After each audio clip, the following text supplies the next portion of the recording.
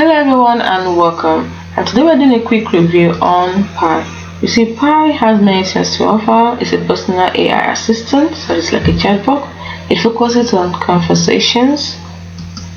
Yes, conversational experience, that's right.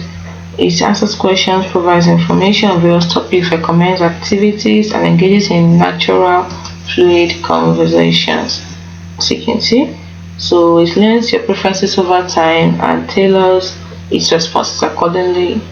It's also available as a mobile app and can be accessed through the web browser and other messaging platforms. It has multilingual support. It's free to use.